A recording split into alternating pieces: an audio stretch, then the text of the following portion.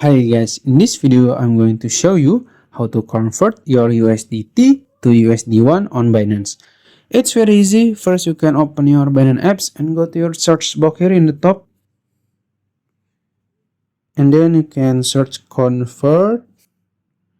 Search it and you will find convert. You can click it. And then in this page you can convert your USDT to USD1. In the top here, make sure it's USDT.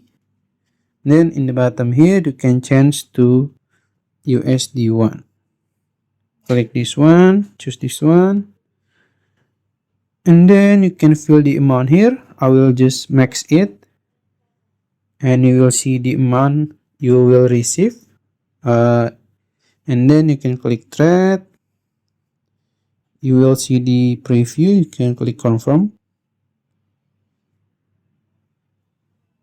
And it's done. That's it. If you found this video helpful, please like this video and subscribe to my channel. Thank you.